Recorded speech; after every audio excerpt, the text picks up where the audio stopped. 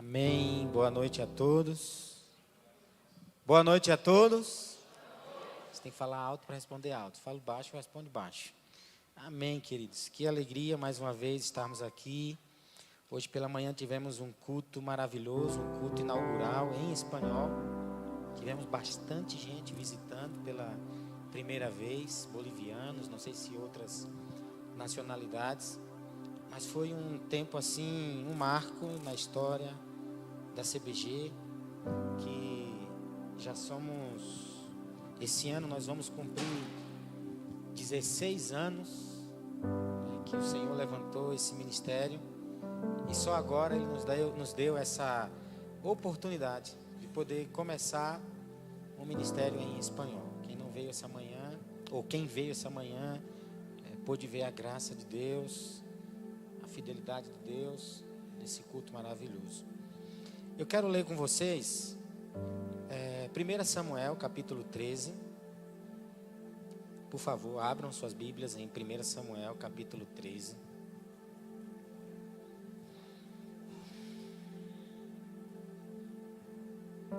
Samuel capítulo 13. Nós vamos ler 3 textos e vamos fazer uma correlação com esses textos, e vamos falar nessa noite sobre ser um homem segundo o coração de Deus. E o homem que eu falo é no sentido generalizado, isso inclui as mulheres também. Então diz assim a palavra do Senhor em 1 Samuel 13, versículo 14. Mas agora o teu reino não permanecerá. O Senhor já buscou para si um homem segundo o seu coração e o designou como líder do seu povo, pois você não obedeceu à ordem do Senhor. Agora vamos ler Atos, capítulo 13, versículo 22. Diz assim: depois de rejeitar Saul, Deus colocou Davi como rei e disse a respeito dele o seguinte: encontrei em Davi, filho de Jessé, um homem segundo o meu coração. Ele fará tudo o que for da minha vontade. E vamos ler também Provérbios, capítulo 4, versículo 23, que diz assim: acima de tudo, guarde o seu coração, pois dele depende toda a sua vida. Vamos orar. Senhor, quero te agradecer mais uma vez por essa oportunidade de mais uma vez compartilhar a tua santa palavra. Quero te pedir que o Senhor manifeste a tua graça nessa noite e que eu apenas seja um instrumento, que o Senhor cresça e eu diminua. E que todos aqui nessa noite, Senhor, possa receber uma porção da Tua palavra específica para as suas vidas. Ministra os nossos corações, Senhor.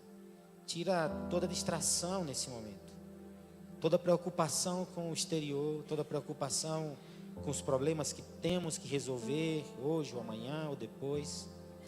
E faz-nos concentrar na Tua palavra nessa noite. Faz-nos ficar atentos ao que o Senhor deseja falar aos nossos corações. Em nome de Jesus. Amém. Queridos, esses 3 textos que nós lemos, eles têm algo em comum que os conecta. Ele fala sobre o coração. O coração, segundo a Bíblia, ela não se refere somente às nossas emoções, ou ao centro das nossas emoções. Mas o coração em si, segundo a palavra de Deus, ele compõe toda essa complexidade que é o ser humano, que envolve o nosso intelecto, a nossa vontade e as nossas emoções, que envolve o nosso sentido de ser, de ter e de sentir. Quando a gente vai para Gênesis e Deus disse: façamos o homem à nossa imagem e semelhança, Deus estava dizendo que Ele iria fazer o homem conforme os seus atributos morais, os seus atributos comunicáveis, o seu amor, a sua benignidade, a sua paciência, a sua mansidão, a sua verdade, a sua justiça. E a gente percebe então que o coração na Bíblia não é somente a questões de decisões, de escolha ou de emoções. Ele é todo esse composto que forma o ser humano. Em Provérbios, nós vemos aqui, Provérbio dizer o seguinte: acima de todas as coisas, guarde o seu coração, guarde o seu ser, a sua vontade, guarde o seu intelecto, guarde as suas emoções, porque é dela que procede a vida. E esse guardar é, honestamente, proteger das decisões erradas, das decisões equivocadas, das escolhas, dos lugares que vamos, do que nós pensamos, do que nós planejamos.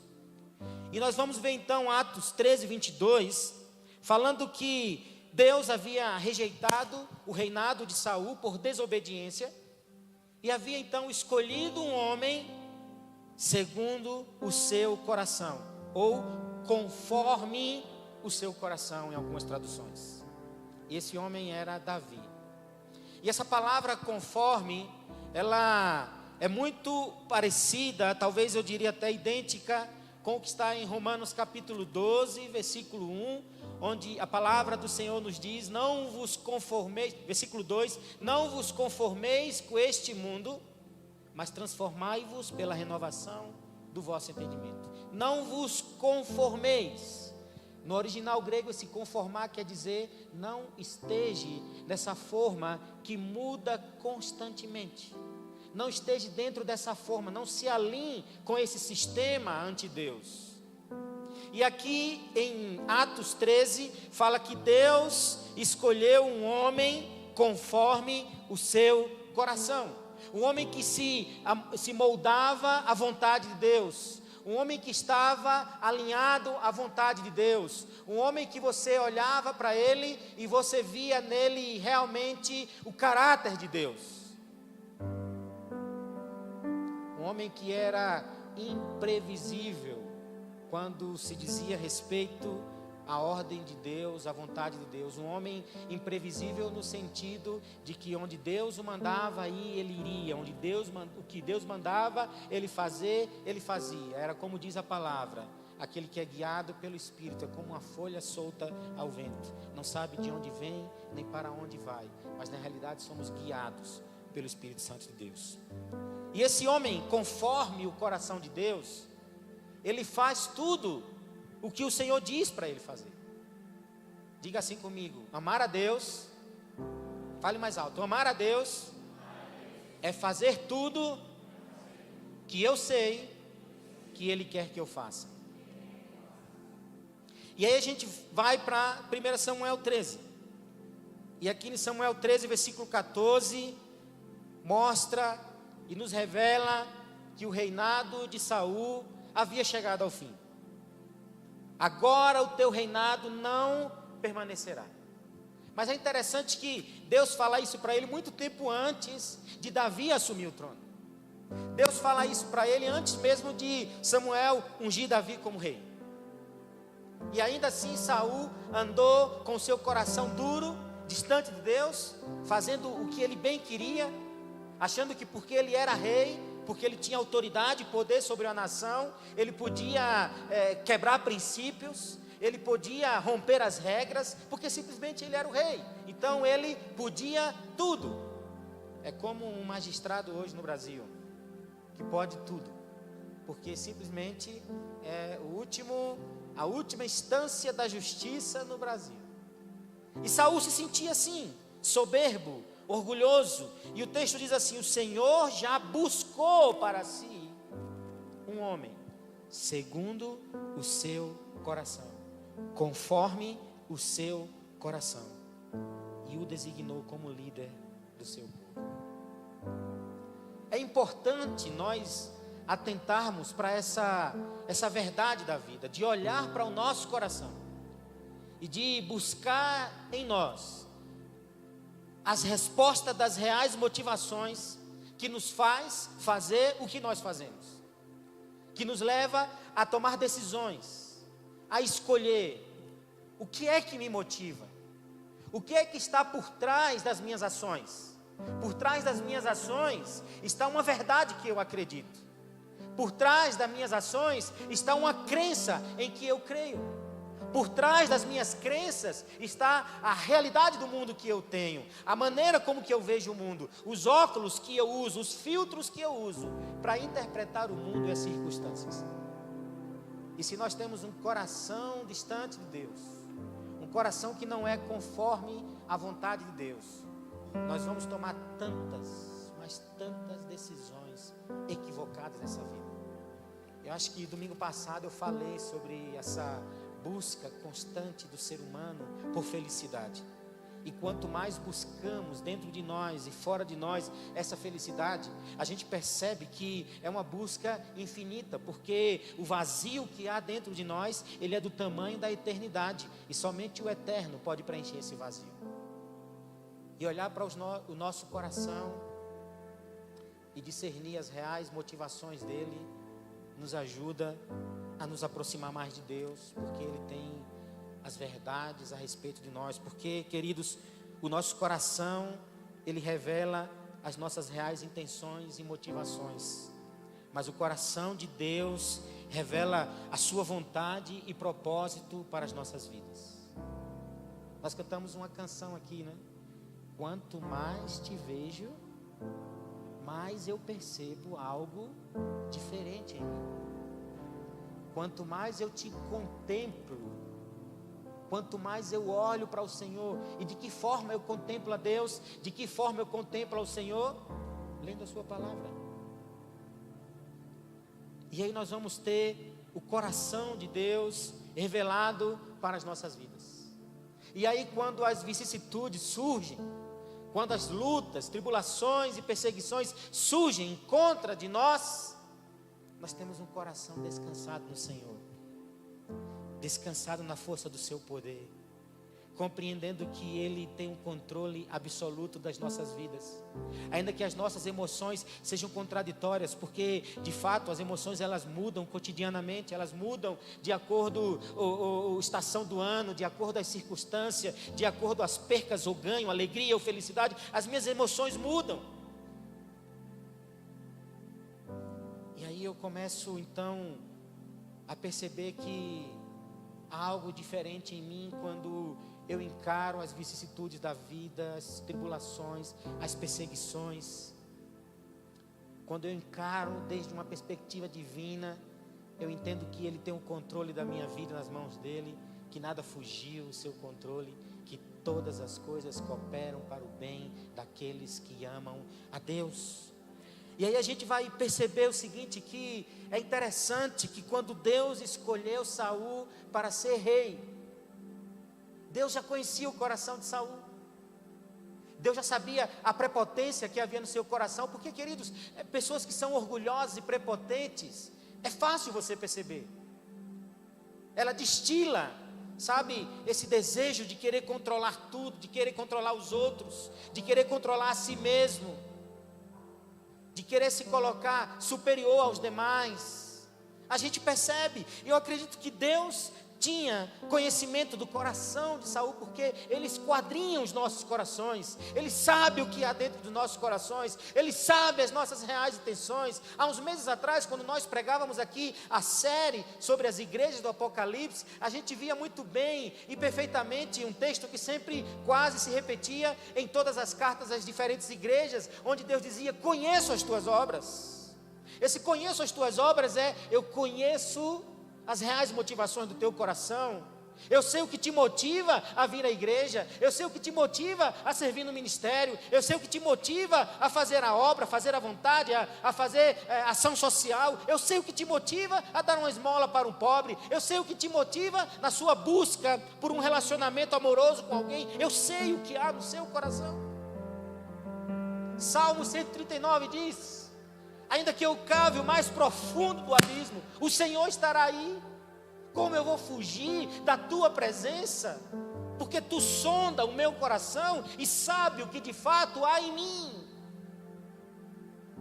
Se nós queremos nos conhecer melhor, é só nos aproximarmos de Deus, porque Ele nos conhece muito melhor do que nós mesmos. Porque, queridos, há verdades em nós que somente eu e Deus sei. Há verdade em mim que somente eu e Deus sei. Há segredos em mim, a minha privacidade. Tem situações que somente eu e Deus sei. Tem coisas no meu coração que os demais percebem que eu não percebo. E tem coisas no meu coração que só Deus percebe, nem os outros e nem eu percebo. Aí é onde eu corro para Salmo 139 e diz: Senhor, sonda o meu coração e vê se há algo mal em mim. Esse pedido do salmista não é para que Deus busque saber o que há no seu coração para o seu conhecimento. Essa oração do salmista é: Senhor, vê o que está em meu coração, vê quais são as minhas reais motivações e revela para mim, porque eu quero ter um coração puro.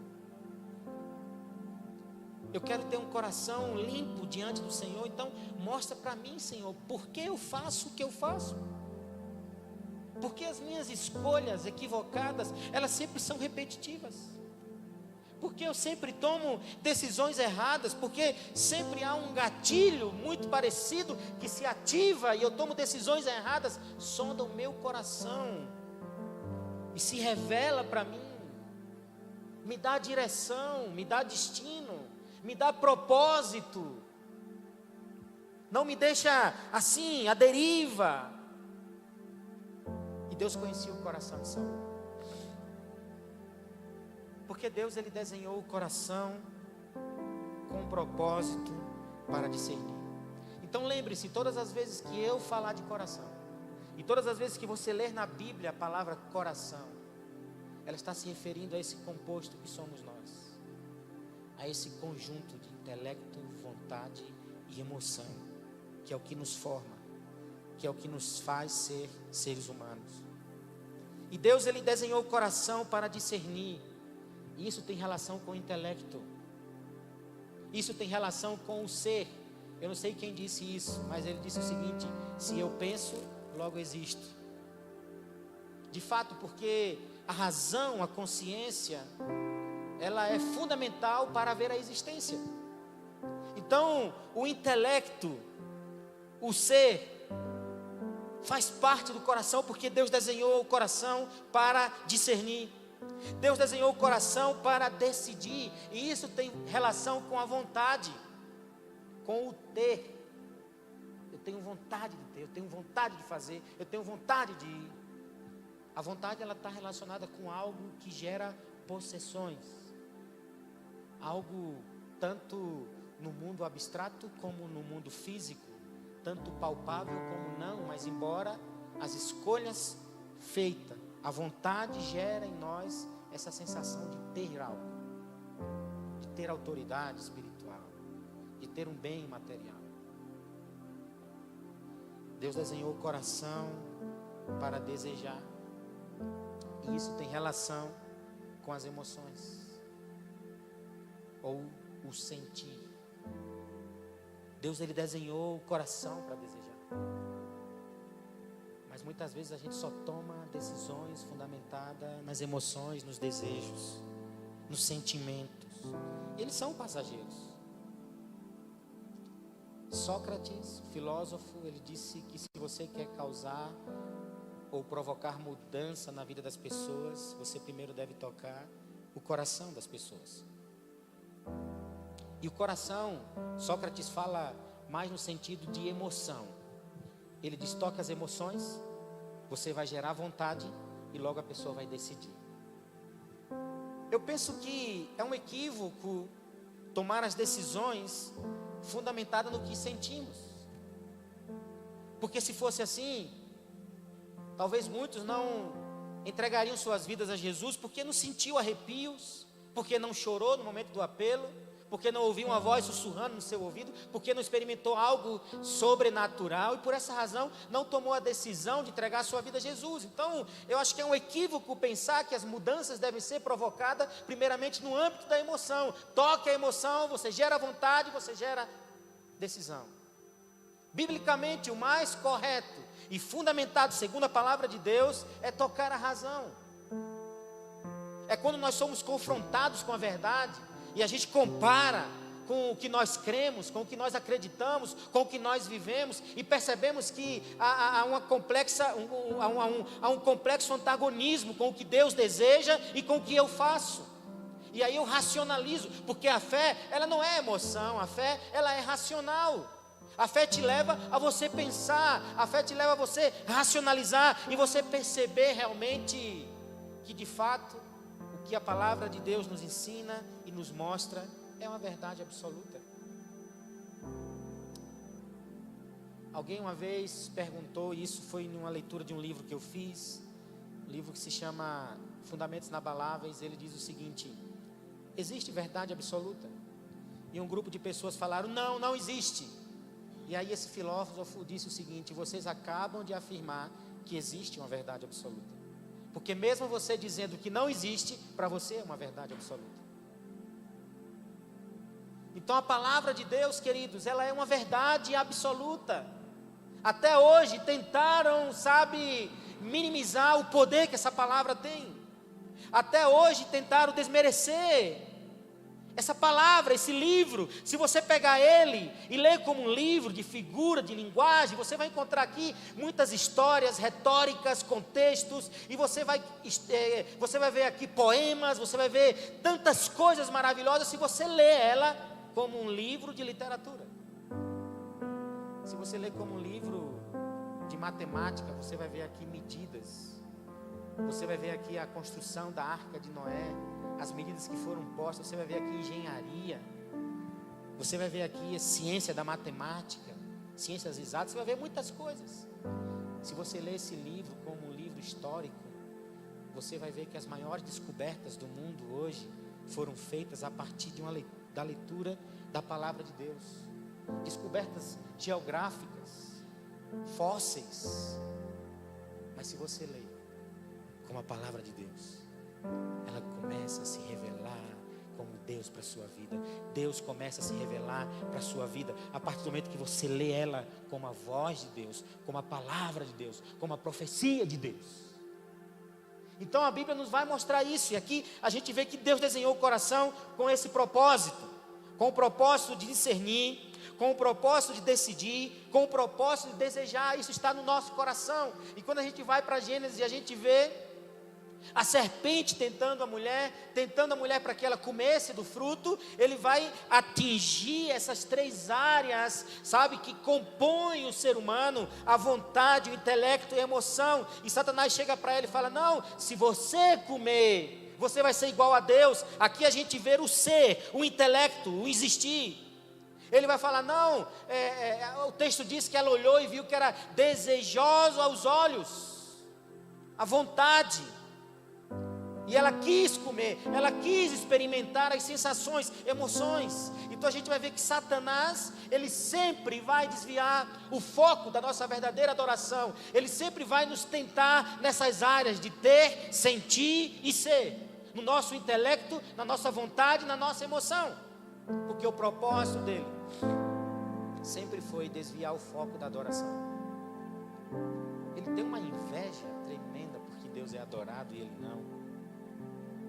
Então ele tenta levar os homens, a criação de Deus, a adorar a si mesmo, a ele ou as coisas, ou ao dinheiro, ou os elementos da natureza. Ele sempre vai desviar o foco da adoração. E Deus desenhou o nosso coração, queridos, também para consagrar.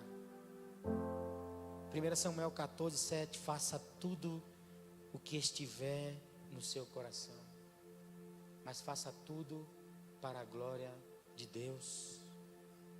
E queridos, a verdade é que Deus mesmo desenhando o coração para essas finalidades, Ele trata o coração. Deus, Ele examina o coração. Ele vê o que há no seu coração. Ele vê as reais intenções e motivações do seu coração. Ele vai também tocar no seu coração em alguns momentos. E esse tocar no coração não é tocar somente na emoção, entenda isso. Não é meu pai, por exemplo, eu tenho 24 anos que sou convertido a Jesus, e meu pai sempre diz: no dia que ele tocar no meu coração, eu o aceito. Mas esse tocar não é o tocar no sentido da emoção apenas. Não é você sentir arrepios, não é você chorar, não é você entrar em catarses, o ápice da emoção. e você se derramar, e você se tirar pelo chão, e você ter uma experiência sobrenatural, esse tocar, quando Deus toca o coração, é no nível de todo esse complexo que é o ser humano, essa complexidade que é o ser humano, é na sua vontade, é na sua emoção, é no seu intelecto. Ele toca nisso tudo, Ele mexe tudo isso.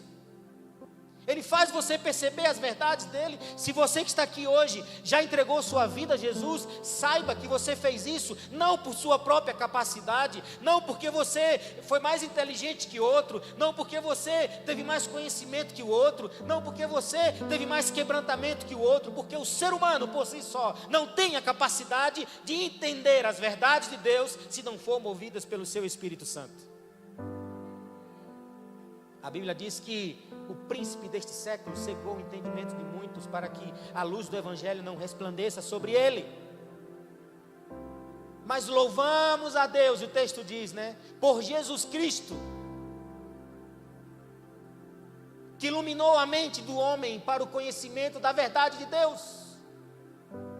E nos transportou, queridos, das trevas para a sua maravilhosa luz. Porque a Bíblia diz que quem convence o homem da justiça, do juízo, do pecado, é o Espírito Santo de Deus. Se você está hoje aqui, se você um dia entregou sua vida a Jesus, em arrependimento, e disse, agora eu vou ser da lei dos crentes, como dizíamos antes, saiba que não foi por você mesmo. Saiba que foi Ele que tocou o teu coração, no nível da intelectualidade, no nível da vontade, no nível das emoções, e fez você crer, porque a fé é um dom de Deus, não vem de nós a fé, é Ele que nos dá a fé suficiente para executar, para exercer o seu mandato. E aí a gente vai ver que, além de examinar o coração, além de tocar, Ele muda o coração, Ele muda, ainda que seja vermelho como carmesim, será branco como a neve. E esse branco não tem nada a ver, como diz o Kleber Lucas, de preconceito ou de racismo. Está falando de uma condição, porque no branco você consegue enxergar se está limpo ou não, se é branco mesmo ou não. Não tem nada a ver com raça, não tem nada a ver com cor. Ontem no discipulado, com cor, ontem no discipulado eu falei para os meninos no discipulado com a liderança, eu disse, no céu não vai ter cor, no céu eu fico pensando que todo mundo vai ficar branquinho, que os nossos irmãos africanos, os nossos irmãos de pele mais morena, chega lá, vai ter um corpo transformado e vai ser branco. Você vai ter a cor que você tem, e você vai continuar glorificando a Deus na cor que você tem, porque a Bíblia diz em Apocalipse que lá haverá, que João disse que viu povos de diferente língua, raças e nações. O que nos distingue diante de Deus não é a cor, é a santidade e o pecado. Então Deus, Ele muda o coração, Ele transforma. Em Malaquias 4:6 diz, Ele fará com que o coração dos pais se voltem para os filhos, e o coração dos filhos para os seus pais. E aí, querido, a gente vai ver que o propósito eterno de Deus é tornar eu e você semelhante a Jesus. O desejo de Deus é escolher um homem conforme o seu coração. Mas não pense que é apenas uma escolha para uma missão específica. Todos que um dia foram alcançados, você e eu, que fomos alcançados por essa infinita graça e misericórdia. O desejo de Deus é que eu e você tenhamos um coração conforme a sua vontade. E a gente vai encontrar aqui dois exemplos, Saul e Davi. Saul, um homem obstinado pelo poder, um homem que deu um mau exemplo de alguém que não confiava em Deus, que não obedecia a Deus. Tomou decisões apenas por enxergar o seu cargo, o seu poder, a sua autoridade, e achar que podia fazer o que ele queria. Rompeu regras, rompeu princípios, e por isso Deus rejeitou a Saul e escolheu a Davi. Porque Saul, queridos, ele foi inúmeras vezes questionado por Samuel. O profeta Samuel questionou a Saul quanto à sua dependência, porque ele se achava autossuficiente. Ele achava que podia fazer tudo. Deus já havia dito para ele: você perdeu o trono, eu escolhi outro. E ele queria matar esse outro, ele perseguiu Davi, porque ele queria acabar com Davi. Ele achava que podia acabar com os planos de Deus. Ele achava que ele podia, matando Davi, ele achava que podia mudar a decisão e a opinião de Deus. Isso nos revela que quando Deus tem um propósito com alguém, e quando essa pessoa anda alinhado com a vontade de Deus, todos os planos contrários à sua vida serão frustrados. Toda ação de Satanás contra a sua vida. Você tem uma canção que diz que você não vai morrer até que os sonhos de Deus se cumpram na sua vida. Mas para isso você precisa andar conforme o coração de Deus, fazendo tudo o que Ele diz para você fazer. No dia que você morrer, será exatamente o dia que Deus desenhou e planejou para que você morra. Ele não erra, Ele não se equivoca, Ele não se equivoca. É como João, um imperador romano, não sei se foi Justiniano, tentou matar ele de todas as formas. Colocou água quente, jogou óleo quente, meteu ele lá dentro daquele caldeirão fervendo, e João não morria. Fez tantas coisas contra esse cara e não morreu, a ponto de ele falar: olha, se livra desse cara, joga ele numa ilha deserta. E ele fez um grande favor para o cristianismo, porque ao deixar João na ilha de Patmos, Deus deu a ele a revelação do Apocalipse. E ele morreu em sua velhice. Porque quem anda, queridos, dentro da vontade de Deus, conforme o coração de Deus, os planos de Deus não são frustrados. E Saul foi questionado contra essa independência, essa autossuficiência. Ele foi questionado quanto à sua obediência. Ele foi questionado quanto à sua consciência. Ele transmitia uma falsa impressão. Ele mostrou alguém que não era.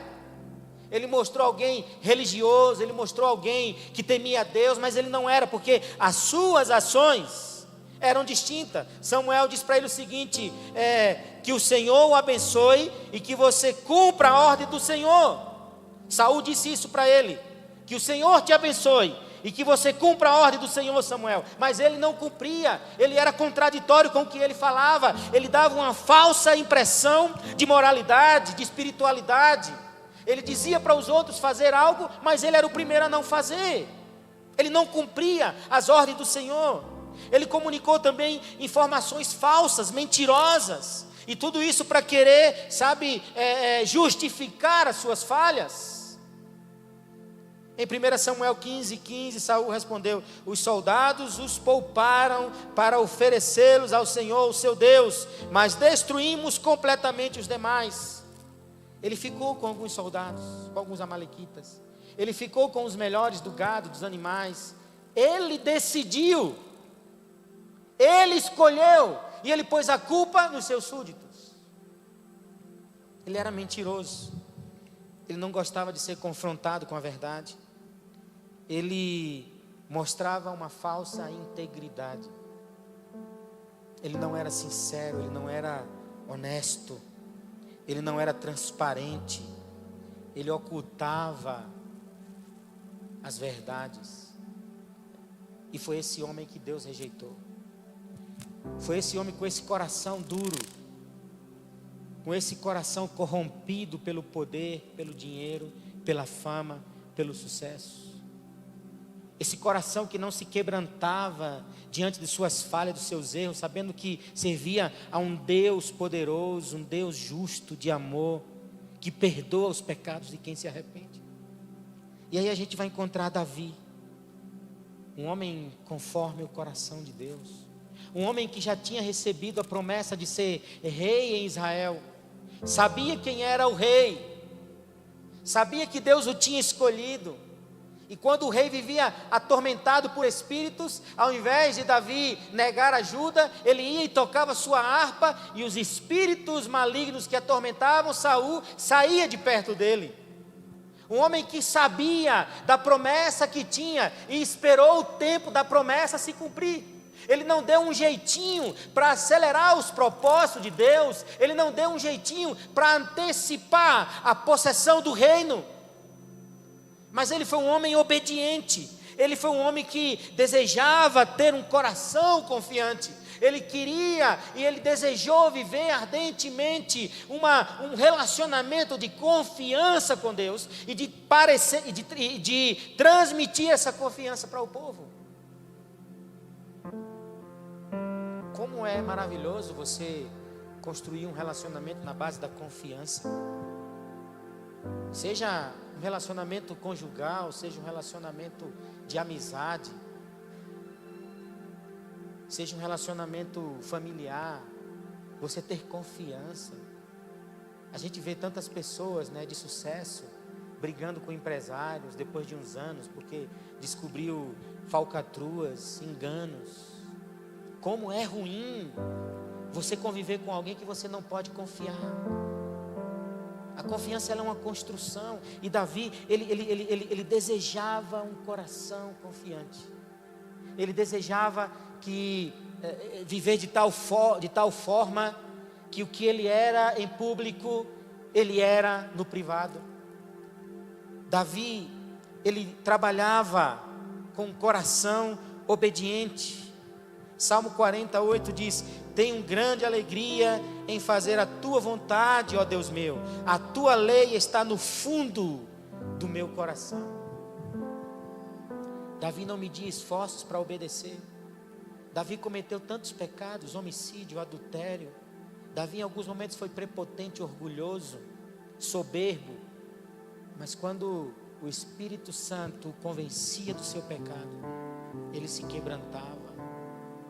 Ele dizia: Deus meu, por que me desamparastes? Ele dizia: eu posso passar tempo em muitos lugares deste mundo, muitos lugares bonitos, maravilhosos, mas nada se compara a eu estar na tua presença, ó Deus. Ele disse: Deus meu, não retires de mim o teu espírito. Quando ele pecava e ele se entristecia com o seu pecado, ele se arrependia do seu pecado, ele dizia: enquanto eu ocultei o meu pecado, os meus ossos se moíam dentro de mim. Quando ele percebia que o seu pecado estava afastando ele da comunhão de Deus, ele dizia: não afaste de mim o teu espírito e torna-te a me dar a alegria da salvação, porque ele era um homem que buscava ter um coração obediente. Talvez se Davi hoje tivesse a oportunidade de voltar atrás, os seus erros que ele cometeu, ele teria corrigido e não teria feito. Porque às vezes quando estamos em uma posição de autoridade, a gente acha que pode fazer tudo. E Davi foi reconhecendo isso. Ele buscava um coração sincero, um coração transparente, um coração verdadeiro diante de Deus. Salmo 19:14 diz que as palavras da minha boca e a meditação do meu coração sejam agradáveis a ti, Senhor, minha rocha e meu redentor. Em Salmos, Davi falava da divindade de Deus, da sua grandeza, mas também falava da sua fragilidade, da sua humanidade. Falava dos momentos de angústia, de dor. Falava de momentos de perseguição. E ele dizia: olho para os montes, de onde virá o meu socorro? O meu socorro vem do Senhor. Ele era um homem que conhecia o coração de Deus. Ele era um homem que agradava, que achou graça diante dos olhos de Deus. Isso me faz lembrar ali de Moisés, quando Deus mandou ele caminhar e seguir com o povo. Ele disse: eu vou, mas se a tua presença for comigo. E nesses últimos tempos nós temos esquecido disso. Nesses últimos tempos a gente tem feito escolhas, tomado decisões sem estar alinhadas com a vontade de Deus, sem perguntar a Deus se essa é a vontade dEle para a minha vida. Nós não estamos preocupados com a vontade e os propósitos do coração de Deus em minha vida. Nós estamos muitas vezes preocupados com a nossa vontade, com as nossas realizações pessoais, com o nosso sucesso. Nós queremos dar um jeitinho para que tudo se resolva de maneira imediata. Se a luta vem, a gente quer fugir, ou a gente quer solução imediata, a gente quer solução rápida. Eu estou passando por uma prova, já falei isso para vocês. A vitória ainda não veio, mas eu não desisti de caminhar. Eu não desisti de dizer, não, eu não vou pregar agora, me deixa sem pregar esses dias, deixa passar essa luta, deixa passar essa tormenta. Ao contrário, quando essa luta se levantou no primeiro dia, a minha oração foi: Satanás, se tu pensa que vai me frear, está enganado, porque eu sei em quem eu tenho crido. Ele está cuidando de nós. E Deus, Ele olha para o nosso coração, Ele discerne o nosso coração, porque o caráter é o que mais importa. Antes da reputação é o caráter, porque as aparências nem sempre revelam o que é a verdade. E o coração é tão importante, porque o coração ele é fundamental para uma boa relação no reino espiritual. A forma como está o nosso coração definirá se diante de Deus temos um coração insensível ou quebrantado, se temos um coração duro ou um coração sensível, se temos um coração hipócrita ou um coração sincero, se temos um coração arrogante, orgulhoso ou humilde e insensível à vontade de Deus. O coração importa no reino espiritual. O coração importa no reino dos relacionamentos interpessoais. O coração revela nossas verdadeiras intenções. Qual é a minha intenção quando eu busco uma família, quando eu busco um cônjuge, quando eu busco me casar, quando eu busco um namorado, uma noiva? Qual é a minha intenção? É construir uma família ou é simplesmente satisfazer os meus prazeres, os meus desejos? Meu coração revela as verdadeiras intenções que há em mim, e ele traz resposta acerca do que eu procuro quando eu, busco uma amizade, quando eu começo um negócio, quando eu procuro funcionários. O meu coração revela as minhas reais intenções. E o Senhor deseja curar os nossos corações. O Senhor deseja limpar o nosso coração, nos transformar conforme a imagem e semelhança do seu Filho. E para terminar, como seria um coração que caminha segundo a vontade de Deus? Esse coração teria mais intimidade muito profunda com Deus. Salmo 61, como diz Davi: gostaria de viver para sempre em teu tabernáculo e me refugiar às sombras das tuas asas. Um coração segundo a vontade de Deus é um coração obediente e alegre aos seus mandamentos. É um coração que vê o mandamento e diz: Senhor, eu vou obedecer. Eu me alegro com a tua verdade. Eu me alegro. E obedecer para essa pessoa que tem um coração conforme a vontade de Deus não é um fardo, mas é uma expressão de amor sincero para com Deus. Porque há uma verdade de que Deus nos ama, e ninguém pode mudar isso. O amor que Deus tem para conosco revela a importância que nós temos para Ele. E o amor que nós temos para com Deus revela a importância que Deus tem para nós. Uma coisa é ser amado por Deus, outra coisa é nós honrarmos a Deus. E esse amor deve ser recíproco. Eu não devo apenas pensar que o amor de Deus para mim é suficiente para a minha salvação. Eu tenho que entender que, em contrapartida, eu tenho que honrá-lo, porque a minha honra a Deus revela o quanto eu amo a Deus. E honrar a Deus é obedecer a Deus. Honrar a Deus é andar em santidade, andar em verdade, andar em sinceridade, andar em transparência, em honestidade. Honrar a Deus é não ter medo de ser vulnerável e de mostrar suas debilidades, de mostrar suas fraquezas e buscar ajuda. Honrar a Deus é amar a Ele com toda nossa alma, com todo o nosso intelecto, com todas nossas forças. Um coração segundo a vontade de Deus, ele é íntegro no oculto e no público. Ele é o que você vê. A obediência, um coração saudável vive em transparência diante de Deus e dos outros.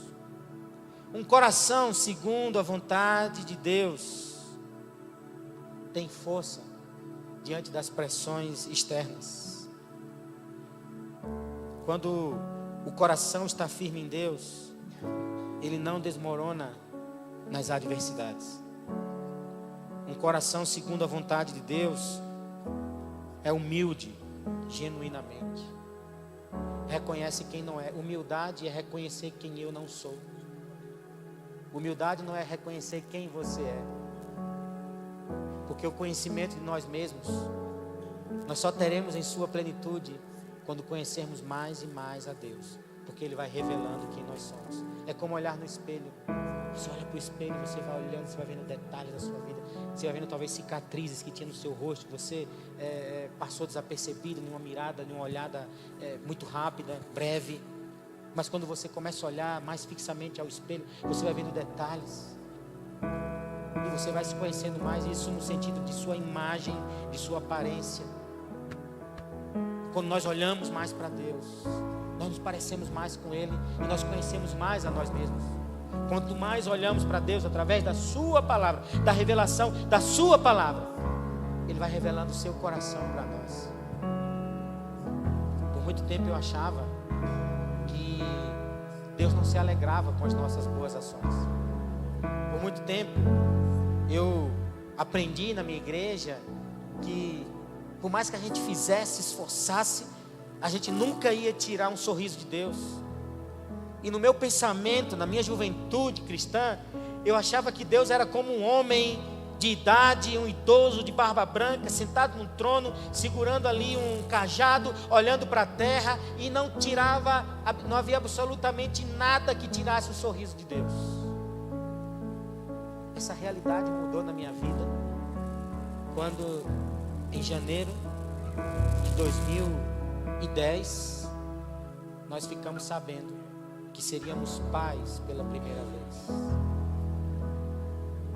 A minha compreensão a respeito de Deus mudou completamente. E quando os meus filhos eram bem pequenos, hoje já são grandes, mas eu vivi muitas experiências boas, maravilhosas com ele, ainda vivo nessa fase da adolescência, da pré-adolescência. Tinha momentos que eu deixava eles assim na sala. A gente morava em um apartamento aqui na Melchior Pérez, com o Parque Ex-Combatente. E eu deixava ali o Natan e o Lucas. E eu ia para a cozinha, fechava a porta. Eu ficava em casa às vezes sozinho quando a Melva saía. E eu ficava olhando pela gretinha da porta da cozinha as ações deles. E eu ria, eu chorava, eu me alegrava de ver o que ele fazia, como eles brincavam, o que um se comunicava com o outro. Deus, Ele se alegra com um coração quebrantado, um coração humilde, que é conforme a sua vontade. Ele não é estático, Ele chora com os que choram, Ele se alegra com os que se alegram. Deus, Ele é um Deus também de emoção. Um coração conforme a vontade de Deus é um coração que tem a capacidade de amar com sinceridade. Um coração curado reflete o amor puro de Deus em palavras, ações e intenções. Um coração conforme a vontade de Deus é um coração que tem clareza espiritual e discernimento das coisas. É um coração que restaura-se nele a capacidade de discernir o bem, o eterno e o verdadeiro. Um coração conforme a vontade de Deus é um coração que tem confiança estável em meio ao caos. É um coração que não é como as muralhas de Jericó que caem. É como os montes de Sião que permanecem firmes e inabaláveis. Um coração conforme a vontade de Deus é um coração disposto a restaurar os relacionamentos humanos. Não é um coração que guarda rancor, amargura, ressentimento, ódio, desejo de vingança. Não é um coração que ignora o outro. Não é um coração que faz vistas grossas à necessidade do outro. Não é um coração que ignora a necessidade do perdão, porque ele experimentou um perdão muito maior. E esse coração que é conforme à vontade de Deus, ele é um coração quebrantado, disposto a restaurar as relações humanas. Um coração curado, que pode perdoar, que pode restaurar vínculos e curar feridas familiares. Que perdoa o seu pai que te abandonou. Que perdoa a sua esposa que te traiu, ou o seu esposo. Que perdoa o pai que te abusou, que te defraudou. Que perdoa o tio, o avô, ou tantos outros que fez algo que marcou a sua história de uma maneira drástica. E hoje você diz, eu sou isso, porque eu sou o resultado dessas escolhas erradas. Esse coração quebrantado diante de Deus tem facilidade de restaurar as relações humanas. E por último, um coração quebrantado e um coração conforme à vontade de Deus é um coração que tem a aprovação e a direção de Deus e acha graça aos olhos de Deus.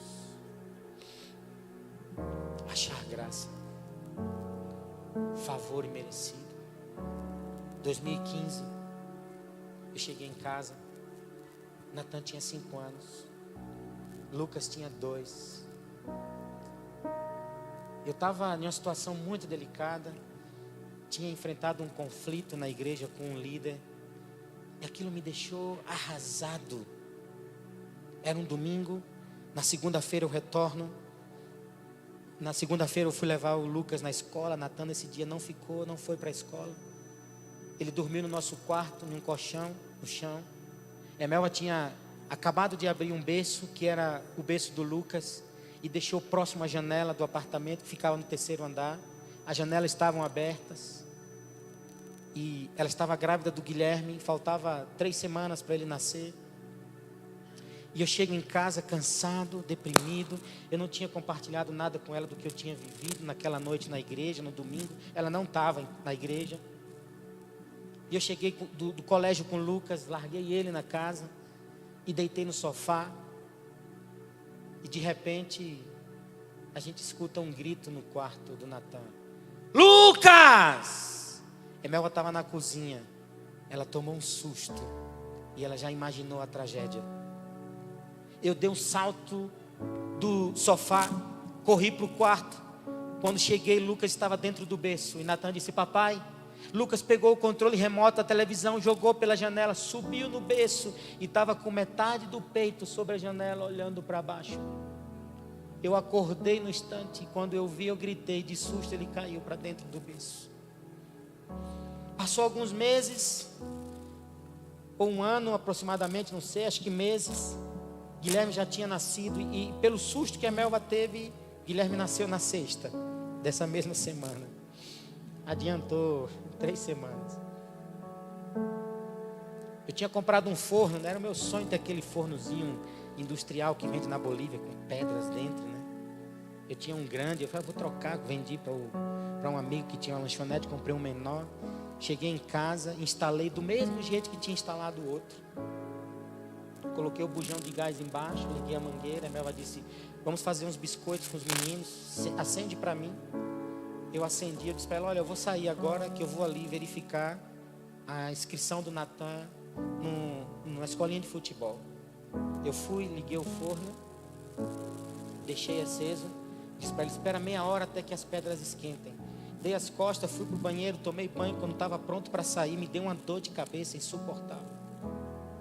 Insuportável. Eu disse, Melva, não vou sair. Eu vou ficar aqui, descansando. E de repente eu deitei no quarto, deixei a porta aberta e comecei a sentir um cheiro forte. E no meu pensamento era o que o homem disse, olha, quando você ligar pela primeira vez, a tinta vai dilatar, você vai sentir um cheiro forte. Eu achei que era tinta. E de repente a Emel vai dar um grito na cozinha, Rodrigo, corre aqui. Quando eu cheguei, o bujão de gás estava embaixo. O forno era um pouco menor do que o outro. O calor dilatou a mangueira, começou a sair gás pelo bordezinho da mangueira. Eu de imediato, quando eu vi aquilo, eu meti a mão para puxar o gás. Quando eu fiz esse movimento, deu aquela combustão, explosão no meu rosto, saiu queimando o cabelo dos braços, da sobrancelha. Eu puxei e fechei o gás, queimei a minha mão. Agradeci a Deus. Em 2014 eu estava na padaria brasileira. E Natan estava comigo. Ele tinha 4 anos. Eu estava com a jaqueta preta. Eu entrei na fila para comprar o pão. Ele ficou do lado de fora. Disse: papai, estou aqui brincando com meu amigo. Eu disse: fica aí, filho, já já a gente sai. Entrei mais. Quando eu pedi o pão, questão de 7 minutos, que eu dei a volta, onde estava Natan? Sumiu. Eu me desesperei. O meu filho, vocês não viram não? Um garotinho assim com a camisa do colégio com o Nerrito Blanco. E ninguém disse: não vi. E eu, meu Deus do céu, onde é que está Natan? Onde é que está Natan? Quando eu olho na esquina ali da padaria brasileira, que era onde estava ali ainda, ali na rua Capriles. Quando eu olho na esquina, uma mulher, 2 mulheres dobrando a esquina, segurando a mão do Natan. E quando ele me viu, eu disse: filho. A mulher veio: olha, ele estava lá na esquina da Avenida América, chorando, perdido. Essas 3 cenas. E eu poderia passar a noite contando experiências que eu já vivi. Isso me faz pensar que isso é achar graça diante dos olhos de Deus. Estou longe de ser um homem conforme Davi, mas isso é achar graça. Se eu não tivesse tido aquela dor de cabeça e saído para escrever ele na escolinha de futebol, que tragédia teria acontecido?